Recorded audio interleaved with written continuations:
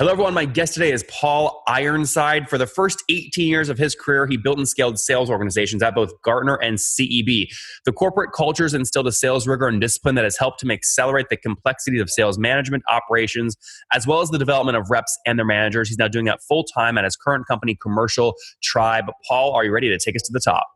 I am. Sorry, a little bit of a recording issue, but I think I'm ready to go. No worries, Paul. All right, so everyone has to sell. You're in a hot space. Everybody needs you in an ideal world. Tell us about the company. What do you do and how do you make money? Yeah, sure. So thank you for that, and thank you for carving out some time for me this morning. So Commercial Tribe is in the business of helping sales managers and reps engineer to goal. And what we have figured out is how do we begin to identify the key critical selling behaviors that, if in fact modeled to a high standard across the sales process, will actually engineer a rep to goal. And how are you doing that? Is this, we've had people on like DialSource or CallRail, which are, plug into the call system. Others go the CRM route. There's a lot of different angles you could take. What angle do you take? Yeah, sure. So it's all built in this concept of manager effectiveness. And so you have to first and foremost subscribe to the fact that behaviors, in fact, will drive performance. That your A players are doing something different than your B players, than your C players. That's the first kind of concept you need to grasp. The second thing is, as you think about a sales process, there's a beginning, middle, and end to that process. And the behaviors are different. Mm-hmm. And that we can, as sales managers, observe those behaviors, whether in a live setting, in a face-to-face type of a sales call, and or participating in a joint call where a rep is dialing into a conference bridge. I see. And we can begin to assess those behaviors and correlate them back to performance. Sales model-wise, are you typically bottoms up? One rep finds you, starts using you on their personal credit card, then you land and expand, or are you selling directly to the chief revenue officer? We go top down. So good question. We go top down, selling to the chief revenue, chief sales officer in through ops and enablement and drive it from that particular point of view. That's great. And just before we get more of we move to your backstory here.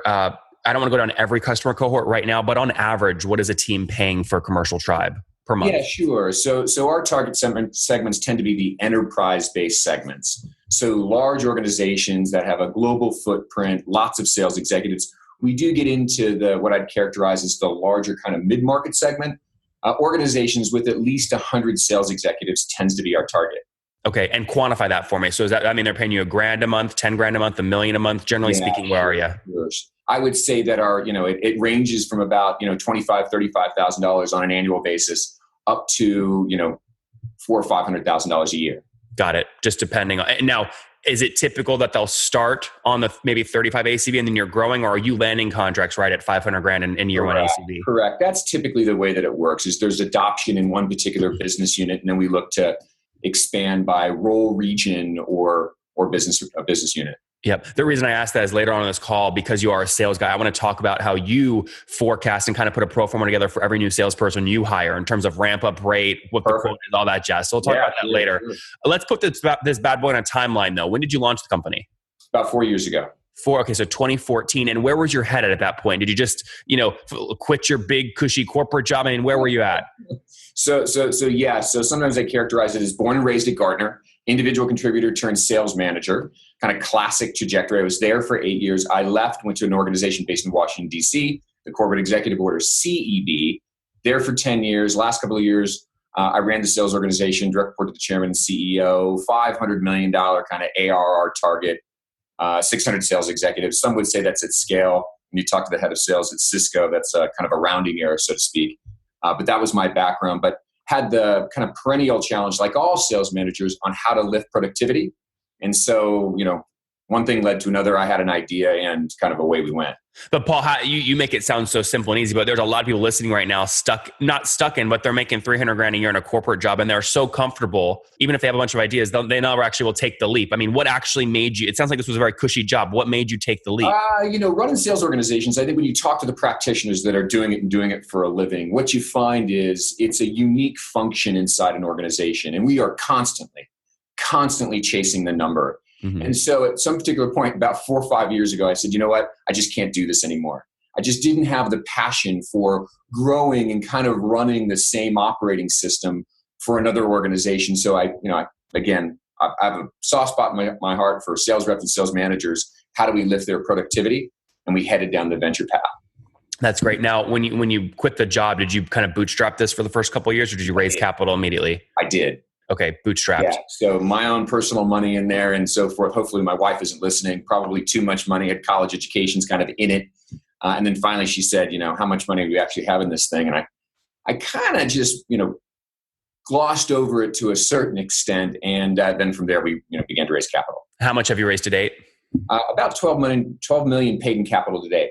Okay. And when you say paid in capital, is that because you're including like venture debt and other kind of forms of capital in there, or is all equity? No. So we have a syndicate that we've raised capital from, and that's the total paid in venture capital to date. But all equity, no debt, no safe note, no seat up. Yeah, there's a little bit of debt, here and there, but nothing material. I asked that because I'm seeing more and more folks that are raising venture rounds are then actually using that as leverage to then go raise out cheaper capital in the form of venture debt from a Timia or Hercules or Lighter Capital or Scaleworks or these guys. You've chosen not to do that. No, we actually have. So we work with both Silicon Valley Bank and Square One and so forth, and we take out revolving debt lines and things of that nature just to protect the equity side of things. Yep. And I think it's an absolute interesting, strategy for organizations to take. And I think the venture debt market is becoming more and more interesting. Did you decide to do it as a facility or not actually a term loan? In other words, could you take down all the money on the line up front and then pay interest, or you just draw down as needed? So we actually have a couple of different instruments, but the one that we currently have now is the former instrument. Got it. That's great. Yeah. And there are 7,000 different terms in that space. And I'm trying to help entrepreneurs get a better grasp on what it actually means to take venture debt, because they're very different. All right. Very good. So 12 million, the company launched 2014. And what have you scaled to today in terms of total teams using you? So there are probably now close to 50,000 individual sales executives that are now leveraging Commercial Tribe. Okay. That's great. So 50,000 sales execs. Now, do you have a free plan? We do not. Okay. So those all roll up into logos that are paying you something. That's correct. Okay. We maybe just given the fact that we're kind of buy reps for sales reps and so forth, we don't give away our software. It's just in part of the organization and maybe in the fabric or DNA of the company.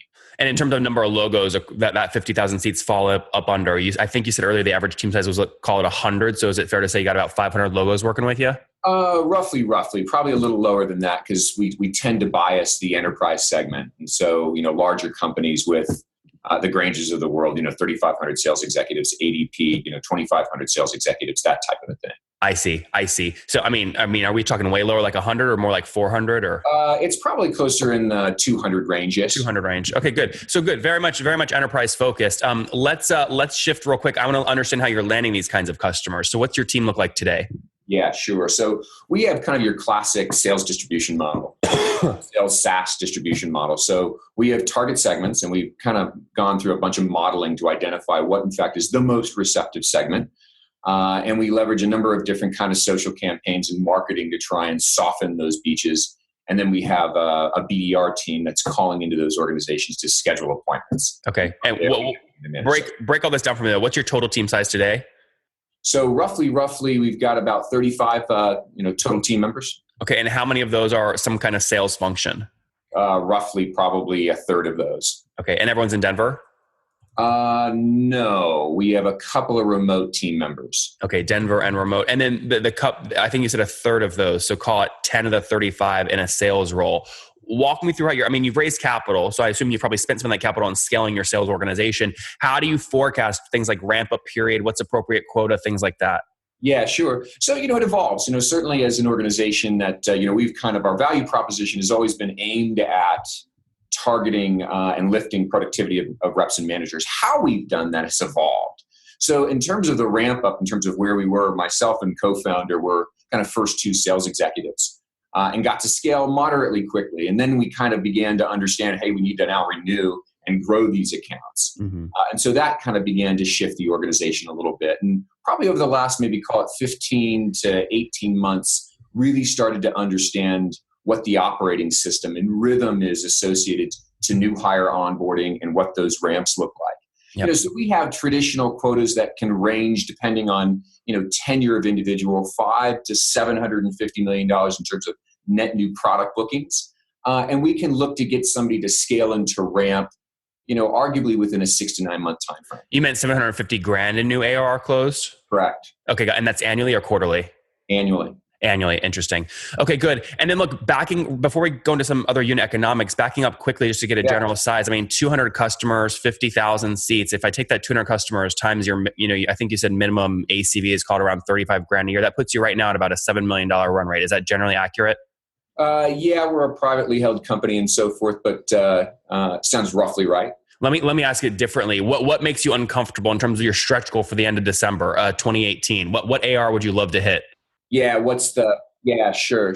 So in terms of where we are and how we think about, communicating out to the broader community, and I know that your constituency is certainly in the investment side of the equation, and how we do, whether we beat that top line number and or depending on the shifts in the marketplace. It's less also, Paul, just real quick, sorry. It's less about like if you beat it or not. It's more about how you think about what that target is.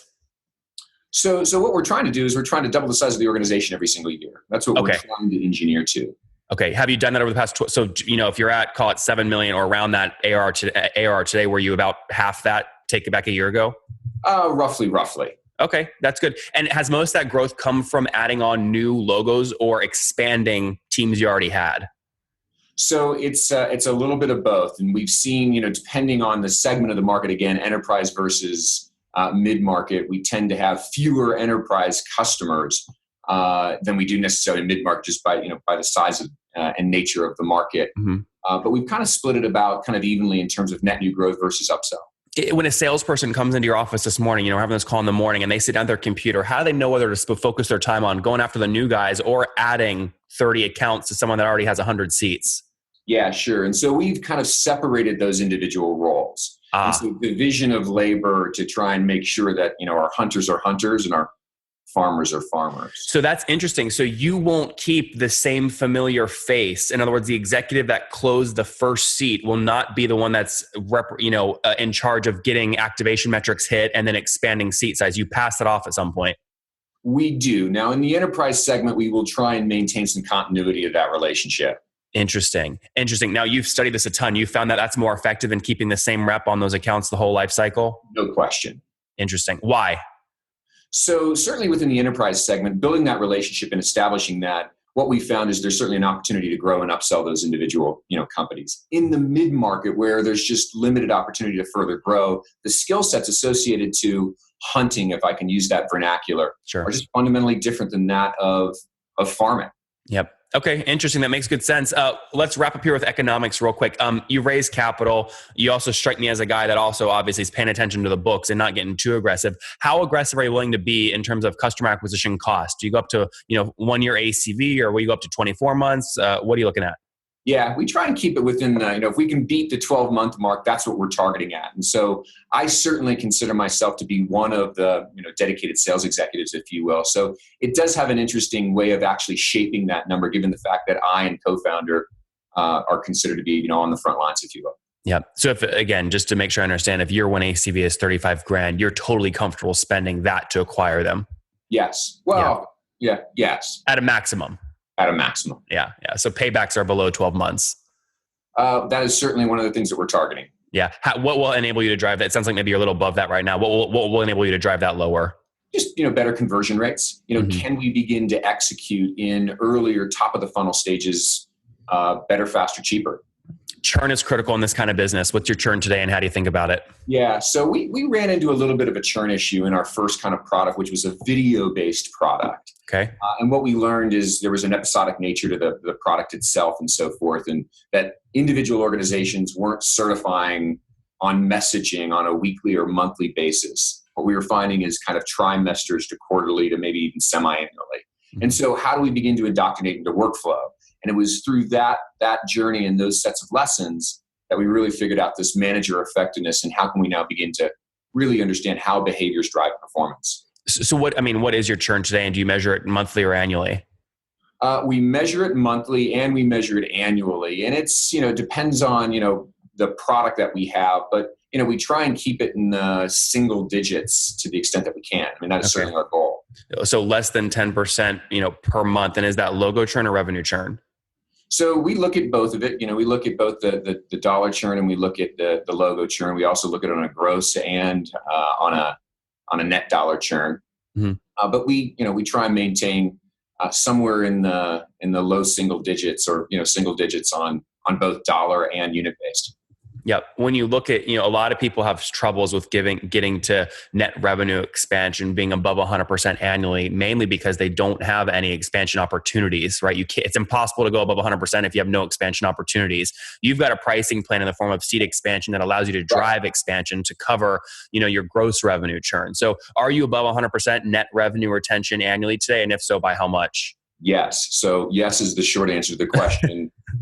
And I want to say in close of calendar Q2, it was like 135, 140%. Oh, that's great. 135% net revenue retention annually. Correct. That's great. That's how we came out of the second quarter. Yep. You're analyzing that cohort. Correct. Yep. That's great. Last question here on economics. A lifetime value can be dangerous because you can assume it's too long and then it misguides you. Do you use that as a guiding kind of indicator for you or not?